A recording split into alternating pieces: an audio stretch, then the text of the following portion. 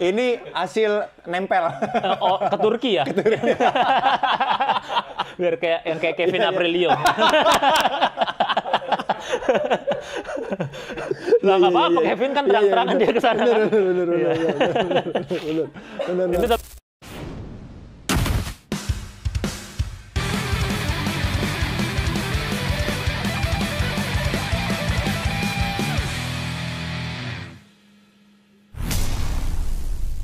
Selamat datang kembali di Belum Tahu, di mana banyak hal yang sudah lu tahu, banyak juga hal yang lu belum tahu mungkin ya.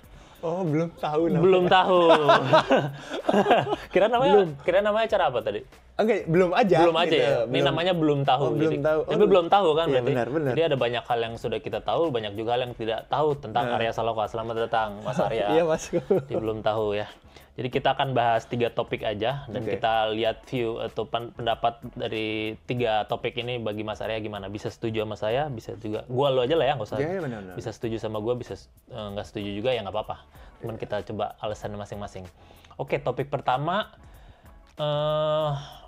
banyak yang bilang kalau berewokan, pas banget lagi berewokan. Banyak yang bilang kalau berewokan itu tanda seorang pria jantan. Setuju nggak? Enggak juga sih. Setuju apa enggak? Enggak setuju. Enggak setuju. Kenapa enggak setuju? Banyak yang berewokan, enggak semua jantan kan. Banyak yang Ya mungkin kita definisikan jantan dulu deh. Jantan tuh mungkin orang jantan tuh cowok banget, kuat gitu kayak berewokan definisinya gitu kali ya orang. Takutnya definisinya begitu, tapi kan banyak yang berewokan dianya itu lemah lembut, halus gitu, nggak mesti kan? gitu ya. Cowok tomboy lah. Cowok tomboy, iya kan. Tapi berewokan juga kan. Berewokan juga. Jadi nggak ada jaminan kan. Nggak ada jaminan. Iya, gue juga setuju sih Mas, karena berewokan tuh kayaknya bukan simbol ya. Berewokan tuh survival mode dari manusia. Iya. Ya kan makanya orang Eropa berewokan ya karena dingin di sana kan. Iya. Kalau di sini kan nggak dingin. Jadi ya makanya orang lebih jarang yang berewokan dibanding orang bule misalnya secara biologisnya udah kayak gitu kan. Ini nggak setuju ya? Nggak setuju karena buat gua lu nggak berewokan kalau memang lu laki, lu gagah ya lu gagah aja. Gagah aja. Dari sikap aja, dari sifat lu mau botak sini nggak ada jenggot sama sekali, tapi kalau sifatnya laki banget juga laki aja kan. Setuju. Gitu. Nah, gimana kalau Mas Arya masih nganggap ada orang-orang, apalagi sekarang jadi jualan, ayo biar laki banget, ini kasih tumbuhan berewok, ada minyak biar laki banget, gimana tuh Mas Arya buat orang-orang yang masih bilang kayak gitu? Pilihan ya. Kalau buat gua sih pilihan pribadi. Gua pernah pakai soalnya. Oh, pernah pakai. Ini jadi hasil pakai itu? Oh, enggak. Ini hasil nempel. Oh, ke Turki ya? Ke Turki. Biar kayak Kevin Aprilio. Lah nggak apa-apa, Kevin kan terang-terangan dia ke sana. Bener. Ini tapi nggak ke Turki jadi? Enggak. Ini dulu eksperimen apa sih namanya itu? Kemiri. Oh, bener. Eksperimen kemiri. Jadi rusak tapi ini mukanya. Gua Mas. Muka. Jadi gitu. Karena jadi berminyak gitu ya. Gua tuh sempet ada beberapa bulan jadi kayak Wendy's gua. Wendy's tuh. Oh, Wendy's yang ini. Perempuan itu loh. Yang totol. Cuman kan kayaknya totol-totolnya dia memang apa ya? Apa sih sebutin freckles atau apalah gitu ya. Iya. Kalau gue ini bener-bener kayak Lindsay Lohan lah ya yang gitu. Lindsay Lohan iya. Iya benar. Tapi kan ini jadi kayak radang jerawat jadinya. Oh iya ya karena minyak itu ya. Ada minyak itu terus habis itu ya sempat pakai beberapa brand iseng bener apa enggak gitu. Tapi ternyata kayaknya nggak tahu ya. Gue nggak ngerasa tiba-tiba langsung lebat begitu gitu. Iya. Berarti ini dan prosesnya juga lama. Tapi ada turunan juga kan biasanya kalau jenggot dan kumis itu misalnya dari kakek atau bapak gitu. Dari bokap itu paling cuman kumis sih. Cuman kumis. Bokap itu jenggot dia nggak sampai ke sini. Iya. Berarti ada sini doang. Kemirinya juga lah mungkin atau minyak entah apa itu. Oke. Jadi pokoknya balik lagi kita setuju ya kalau jenggot itu bukan pertanda jantan cowok banget karena siapapun bisa pakai jenggot dan bisa aja nggak jantan nggak apa. Ya, betul. Kita setuju untuk topik ini. Oke. Lanjut topik selanjutnya. Topik selanjutnya itu lebih kepada fenomena yang sering ada ini. Jadi ada orang punya kantor bagus, rumah bagus, secara ini bagus, definisinya proper lah, ada peralatan, wifi dan segala macam, tapi dia masih work from cafe.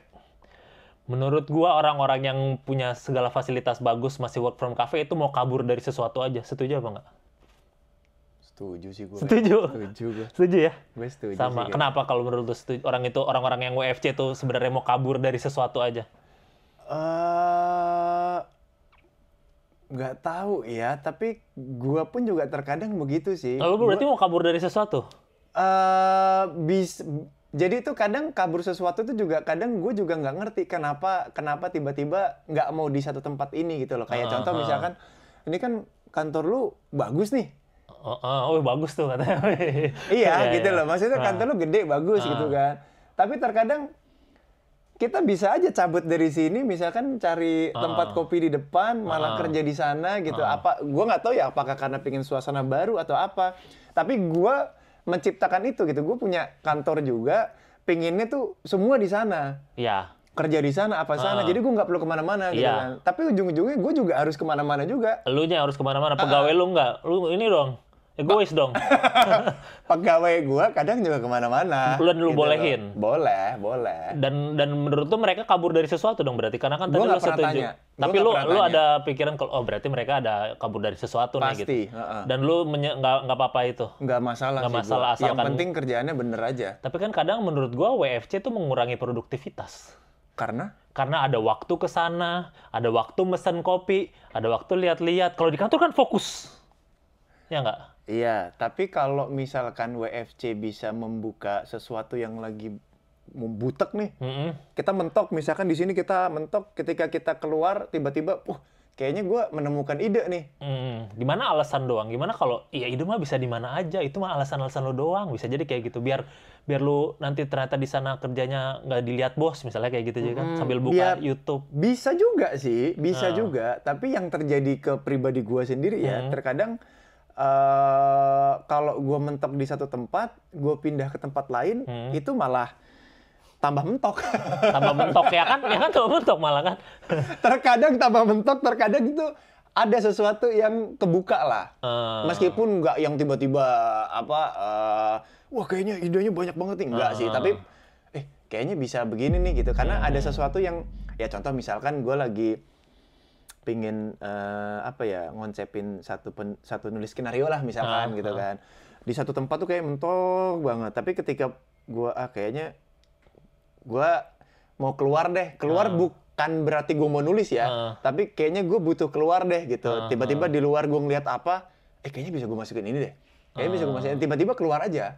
Iya. Nggak ada niatan buat kerja juga ya gitu kan. Tapi tiba-tiba keluar, tahu-tahu ada itu. Berarti gitu. kalau gitu lu harusnya nggak setuju dong, karena lu pasti lebih dari, kalau pertanyaan gue tadi WFC tuh sebenarnya pelarian. Sebenarnya enggak menurut lu, karena WFC tuh ya justru menghasilkan sesuatu yang di luar. Pelarian dari sesuatu yang mentok kan? Kalau pelarian menurut gue pelariannya dari hal yang negatif, misalnya pelarian dari malas sama teman-teman kantor, gue WFC aja lah, malas. Konteksnya negatif. Kalau konteksnya negatif sih gue kayaknya nggak setuju sih. Ya. Kalau gue soalnya konteksnya negatif dalam arti misalkan kayak di rumah lagi lebaran banyak orang, misalnya dia introvert, malas ketemu saudara-saudara, gue WFC aja lah, misalnya kayak gitu. Oh iya, kalau konteksnya itu sih, gue sih nggak setuju sih. Setuju ya? Gue nggak setuju sih. Kalau gue setuju. Karena jadi alasan aja. Menurut gue, WFC itu nggak lebih produktif dari work from home atau di kantor. Karena ya itu ada waktu yang itu kopinya udah habis, pesan lagi deh, terus ngobrol sama barista, ini gimana cara blendnya segala macam, kayak gitu. Jadi kelamaan, jadi nggak produktif menurut gua. Jadi alasan aja. Kalau gua menanggapinya balik lagi itu pilihan ya. Pilihan tapi lu oke aja ya. Kalau gua nggak setuju. Ya udah nggak apa-apa. Kita agree to disagree ya. Untuk ini ya. Siap. Nggak apa-apa. Tadi terakhir pertanyaan. Oke. Lupa gue. Pertanyaan terakhir. Kalau sebenarnya lebih ke gini, kan di bioskop ada tempat-tempat popcornnya lah, dan sekarang juga makin banyak makanan ya. Iya, kafe. Dan emang lu bisa makan di bioskop. Ya bukannya sekarang memang bioskop itu jualan lebih ke kafenya ya, bukan? Revenue-nya dari situ ya. Iya sih benar. Tapi menurut lu setuju nggak kalau orang bilang kalau ke bioskop nggak sambil ngemil minimal popcorn itu bukan ke bioskop? Nggak setuju? Nggak setuju. Karena menurut lu ke bioskop boleh aja ke bioskop tanpa ngemil gitu. Iya, karena gua orang yang nonton harus fokus. Kalau gua enggak lagi. Gua harus sambil ngemil. Gua setuju. Gua setuju harus sambil ngemil. Karena apalagi ngemil bioskop tuh kayak jadi meningkatkan sel-sel otak untuk lebih menyerap ceritanya menurut. Kalau dengan ngemil loh. Iya. Tapi masuk akal. Iya kan, ngemil kan menghasilkan endorfin. Endorfin membuat kita ceria membuat lebih masuk cerita-cerita dan acting dari karakternya. Itu masuk akal karena ada satu orang pernah ngomong sama gua, kalau memang mau ngobrol serius dan bisa dicerna sama orang, ngobrol face to face. Ajak, iya betul. Mau face to face, mau ngobrol ada beberapa orang. Ketika mau ngobrol serius, ajaklah mereka ngobrol ketika makan di meja makan. Ya. Karena temen gua ini selalu melakukan itu ke keluarganya di meja makan, ke anaknya, ke istrinya, kemana gitu di meja makan. Tanamkanlah itu di sana ketika lagi makan. Makanya, tapi kalau tadi kan konteksnya adalah kalau nggak beli popcorn nggak ke bioskop gitu. Kalau gua nggak. Kebalikannya kalau lu kan nonton makan supaya banyak mencerna gitu Mas ya. Kalau gua justru gua ketika makan gua nggak fokus. Lu ketika makan nggak fokus? Fokus gua itu malah banyak di makanan. Contoh gue beli ya kan kadang-kadang juga gue mau nonton lapar gue beli Sistagor misalkan gue beli Sistagor tuh ya kan, kita ngomongin XX1 aja nih XX1 ya. Gue beli Sistagor pas lagi nonton itu kan gelap ya kan, gue mau nyolokin ke sausnya aja tuh ya. Ini sausnya mana sih, ini saus sudah habis belum sih, jadi gue begini pas begini tuh jadi tadi dia apa ya gitu. Sedangkan kan bahasa Inggris hutan ya, jadi kadang ada yang keluar gue ngerti, ada yang nggak, gue harus baca teks gitu-gitu loh. Jadi lu terlalu ini ya. Mungkin solusinya biar lu tetap bisa menikmati Sistagor itu lu hire satu orang buat nyuapin lu aja. Bisa sih. Iya. Bisa toh cuma 45.000 doang, dia juga ikut nonton gini-gini paling kecolok-colok dikit ya kan. Tapi bisa gitu. Dan lu bisa menikmati. Tapi gue punya kebiasaan gini, Mas. Biasanya tuh gue kalau nonton pertama kali nonton gitu kan, gue mencoba untuk menikmati. Gue merasa terhibur nggak gue nonton ini, gitu loh. Karena kalau gue tiba-tiba, gue itu mencoba untuk tidak mau berpikir. Karena gue kan kerja di seni peran, gitu kan. Ketika gue nonton tuh pasti kebanyakan apa aja tuh dikritik. Mau dari baju lah, mau dari setnya lah, mau dari shotnya lah, mau dari pengadeganan aktornya seperti apa, acting dan lain-lain gitu kan. Nah, itulah kenapa gue butuh fokus. Karena gue tuh tiba-tiba suka ngomong sendiri. Kayak sekencang apa misalnya, bajunya jelek nih gitu. Enggak. itu kritik. Ya kan ngomong sendiri, maaf gitu kan. Lebih ke adegan. Lebih adegan ya. Misal kita nonton ini deh, apa namanya, ya satu film lah gitu. Kita nonton satu film gitu. Tiba-tiba di kepala itu langsung kayak, kenapa pilihannya ini ya? Contoh misalkan kita ngomongin pilihan dalam beraktingnya ya gitu kan. Kenapa pilihannya ini ya? Terus tiba-tiba gue kayak mereka adegan gitu. Kalau itu gua secara dadakan, pilihan gue kan seperti apa? Tiba-tiba gue langsung mereka adegan apa yang diomongin sama dia, terus gue kayaknya gue cukup berdiri aja nih. Gue nggak perlu pakai blocking yang kesini terus ngomong gitu tuh gue. Jadi kalau sambil makan gue nggak bisa tuh. Itu pecah semuanya karena lu ini sausnya mana ya, hilang hilang ya mana, jatuh belum Sistagor apalagi suka ngelinding. Ya kesana. Lu kan mesti turun mas, misi bentar mau beli Sistagor. Belum nggak bisa juga ya. Belum lagi kalau popcorn ya kan, gue suka yang manis. Pas gue ngambil tiba-tiba gue ngambil yang nggak manis. Iya, yang suka nyampur ya. Gue ngelihat lagi kan yang manis yang mana. Iya, ya solusinya antara nggak makan atau ya itu sih hire satu orang buat temenin nonton dan makan. Kayaknya boleh gue coba deh itu. Boleh ya, coba ya. Siapa tahu yang gue bilang tadi itu meningkatkan endorfin dan sel-sel otak lo sehingga lo tadinya mikir harusnya adegan gini langsung harusnya adegan ini angle-nya udah jadi lebih beyond lagi, mind blowing lagi kan, siapa tahu. Berarti nanti waktu pas premier Siap-Siap Patah, gue harus makan, harus ada satu orang, harus ada satu orang yang nyuapin. Nemenin gue nyuapin. Cobain sensasi itu langsung. Coba, boleh. Dan langsung nanti ya bener dipraktekin ya. Boleh. Nanti gue tagih ya. Boleh. Bener pakai gitu. Tolong siapin nanti di samping gue. Ya udah. Ternyata yang nyuapin gue Iwake. Iya juga. Itu sambil nyuapin ngerem dia. Kalau Iwake bukan nyuapin lu dengan makanan, nyuapin dengan kata-kata. Tapi lu tetap nggak setuju ya kalau bioskop itu kalau ke bioskop nggak nyemil itu nggak ke bioskop, lu tetap nggak setuju di situ ya? Oke. Gua setuju. Jadi kita agree to disagree untuk ini ya. Berarti kita yang sama cuma satu ya? Yang sama cuma satu tadi, yang masalah jenggot ya? Jenggot. Oke. Nah, nanti David lu nonton Siap-Siap Patah, lu bilang mau akan ngelakuin itu ya? Gua akan coba di premier melakukan itu. Di premier ngelakuin itu. Kan premier kursinya gede-gede, ntar sampingnya enak dong dia dapat kursi premier. Atau dari cash juga kalau mau. Emang kita pakai yang coklat? Kita di mana sih premier? Bener yang itu kan? Yang coklat ya? Iya. Oh gitu. Di Epicentrum. Ya udah gua Epicentrum. Epicentrum. Sebelah gue siapa ya? Sebelahnya pokoknya ya. Iya. Sebelahnya pokoknya harus nyuapin. Mau nggak mau. Mau Iwake. Iya, boleh. Oke. Kita buat konten itu. Oke deh. Jadi Siap-Siap Patah ya. Emang lu di Siap-Siap Patah jadi apa? Siap-Siap Patah jadi pandu. Jadi pandu.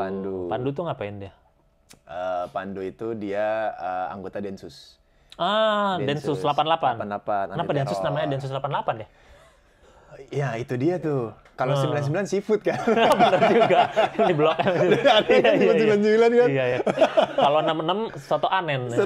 Kambing. Apalagi ayo. Apa ya? 77 esteller. Ayo, ayo. Apalagi.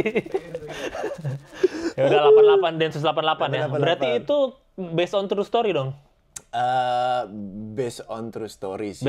Sekarang film suka beda-beda, ada based on true story, based on true event, inspired by true story, jadi kayak beda-beda. Ini tuh ya true story, lebih ke dedikasi. Dedikasi gimana tuh maksudnya? Dedikasi untuk korban.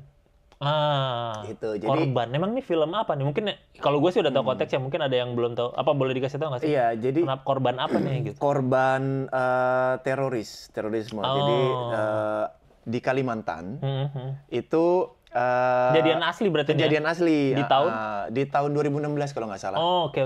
Ada bom lah di sana dan ada beberapa korban. Nah, kami di sini mendedikasikannya untuk salah satu korban itu. Oke. Makanya kami buatkan film ini. Gitu. Jadi kayak kenapa kejadian itu bisa kejadian. Betul. Dan terus di baliknya ada apa. Dan ternyata ada Densus. Berarti ada ini juga ya. Ada si orang jahatnya juga di sana. Ada terorisnya juga ya. Betul, sebagai terorisnya. Siapa aja yang main kan ada lo dari Densus. Ada gua, ada Mas Nugi. Nugi ini penyanyi juga. Oke. Nugi Papa Rock and Roll. The Dance Company. Nugi Alam lah ya. Nugi Alam paling gampang. Betul. Kang Iwake. Nge-rap dia? Nge-rap. Beneran?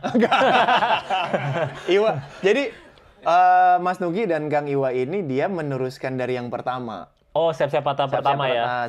Siap-Siap Patah pertama. Sebetulnya ini sequel berarti ya? Kan Siap-Siap Patah pertama pun ceritanya sama dong? Iya. Maksudnya temanya. Iya betul. Kalau Siap-Siap pertama itu kan kejadian asli juga di Makobrimob. Tapi sebetulnya ini tuh tidak ada kejadian lanjutannya banget dari yang pertama. Tapi satu universe. Yeah. Dan mungkin yang berlanjut dari yang pertama di sini tuh hanya rivalitas antara Mas Nugi dan Kang Iwa. Itu aja yang berlanjut. Emang mereka tuh apa?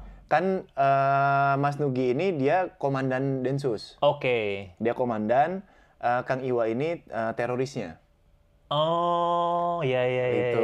Mereka ini kan makanya kayak arch enemy mau film apapun jadi Tom and Jerry-nya ya, Tom and Jerry, terus-terusan betul. ya. Nah, yang berlanjut di film ini tuh cuman mereka berdua. Iya. Sisanya semuanya baru. Ceritanya baru dan aktor-aktornya pun juga semuanya baru gitu. Jadi memang nggak ada berkelanjutan yang gantiin Mas Niko gitu. Nggak ada. Yang persatu juga kan Niko juga memang udah dibuatnya beda karakter aja. Beda karakter dan memang sudah meninggal juga. Terus nanti Ariel Tatum gimana? Memang nggak ada kaitannya. Udah nggak ada lagi Ariel Tatum di situ ya. Ini cerita yang baru lagi gitu di keluarga yang baru keluarga juga. Yang baru. Berarti gitu. Si Pandu ini punya keluarga dan punya istri dong. Istrinya? Punya istri. Istrinya Pandu itu duda. Oh, Pandu duda. Istrinya meninggal. Oh, istrinya meninggal. Iya. Jadi nggak ada ini ya. Gua kira tuh ceritanya bakal seorang suami terus istrinya khawatir suaminya kerja sebagai densus gitu. Itu yang pertama. Itu yang pertama ya? Itu yang pertama. Iya. Gua kira, makanya beda kan sama yang pertama. Nah, kalau yang kedua ini lebih tentang bapak dan anak. Bapak dan anak. Berarti si Mas Pandu itu punya anak ceritanya. Anak masih kecil atau? Masih kecil anaknya Pandu, perempuan. Oh, gitu. Dan itu pun juga dengan si Kang Iwa. Kang Iwa juga punya anak. Oh, iya. Terus mereka ketemu anaknya? Nggak? Ketemu. Spoiler dong. Apa? Spoiler. Ya, memang anaknya nggak hilang. Enggak, nanti anaknya ketemu pas nonton. Ini udah di spoiler nih. Enggak ya? Aman ya? Anaknya nggak hilang. Memang ada anaknya. Iya. Terus Mas Nugi dengan anggota-anggota Densus yang sudah dianggap anak juga oleh dia gitu loh. Terus ada satu intinya film ini tuh tentang ikatan bapak dan anak. Ya udah. Tentang bapak dan anak. Oke, pokoknya inilah ya menarik sekali karena di antara film makin beragam aja. Ada film horor, ada film perang kemarin, ada film cita-citaan juga. Sekarang ini filmnya lebih ke dokumenter, tapi bukan dokumenter, tapi based on true story lah. Ada dramanya juga. Drama sih, lebih ke drama dan based on true story dan drama crime dan based on true story sih. Dan biar orang juga tahu dan aware kalau itu tuh terjadi dan itu tuh bahaya dan jangan sampai terjadi lagi kayak gitu ya. Betul. Udah, kalau mau nonton kapan nih mulai tayangnya? Mulai tayang tanggal 8 Mei. 8 Mei 2025 ya, bukan 2026. Iya, masih kelamaan. 2026. 8 Mei 2025 di bioskop. Bioskop apa? Di bioskopnya ya terserah kamu mau nonton di mana. Bioskop apa? Bioskop apa? Kesayangan Anda. Nah, itu. Template ya. Karena kalau nggak sayang kita nggak belum tentu datang. Datangnya gitu. terpaksa kan. Kalau sayang tuh mau bayar berapapun. Saya beli Sistagor 10 karena sayang sama bioskopnya. Gini. Oke. Itu sebenarnya tadi gue pertanyaan yang bioskop itu juga karena biarlah revenue bioskop dari makanan, biar bioskop terus ada. Karena bioskop Indonesia tuh bagus banget. Kalau bioskop kesayangan Anda, berarti lu nonton bioskop cuma di satu tempat dong, karena lu sayang sama tempat itu. Iya, nggak apa-apa. Kan? Malah bisa berkali-kali. Kalau sayang tuh lu datangin berkali-kali. Berarti lu nonton sayap-sayap patah berkali-kali dong. Berarti lu nggak datengin bioskop lain. Nggak datengin bioskop lain? Biarkanlah bioskop lain orang disayangi orang lain. Biar rata sayangnya. Gitu. Ya kan? Biar bioskopnya merata bertumbuhnya juga kan. Kalau orang saling sayang dengan bioskopnya, saling menumbuhkan bioskopnya menjadi bioskop mega. Sayanginlah bioskop saat saya patah tayang. Betul. Pokoknya 5 Mei ya, jangan lupa. 8! Ya kurang-kurangin, Pak. 5 Mei siap-siapnya. Oh iya benar. Bisa. 8 Mei mau nonton saya patah 2 nih. Patah 2 ya. Cukur rambut dulu. Iya. Tumbuhin jenggot dulu. Ya, pokoknya 8 Mei di WFC dulu. Gitu ya, pokoknya oke, 8 Mei di bioskop kesayangan Anda, jangan lupa Sayap-Sayap Patah 2. Oke, nanti ada siapa aja? Ada Arya Saloka, ada siapa lagi? Ada Iwake, Nugi, Dara Saraswati, Meisha. Gila, banyak. Top tier ya pokoknya. Ya udah. Biowan juga ada Biowan. Biowan. Pokoknya Biowan jadi sesuai kepribadiannya. Ya kemarin mau minta ini, gua ngepost di story jual karambol. Dia mau jual berapa? Kata buat gua aja, buat lu. Gua jual gitu. Biowan jadi kepribadiannya, Biowan jadi gepeng. Ya udah gitu aja, dan tadi demikian di Belum Tahu kita episode kali ini, dan tadi sudah banyak hal yang kita belum tahu, sekarang jadi tahu tentang Arya Saloka, tentang pendapat dia tentang apapun.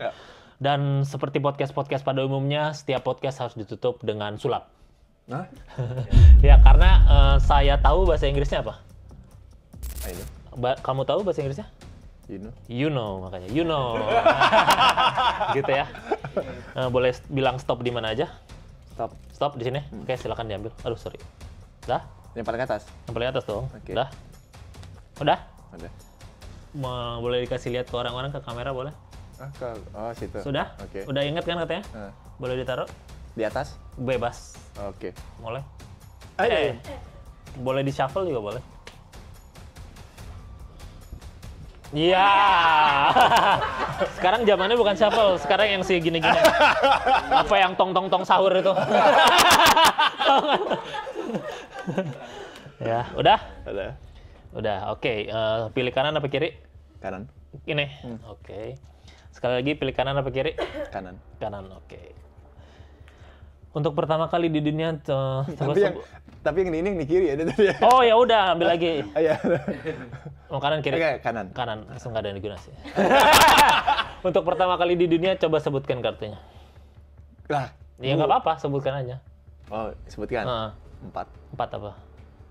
4 merah tadi ya. 4 merah. Ntar dulu. Ini Bu, cara putarnya gimana? Lagi nih ya. Lagi. Apa sih?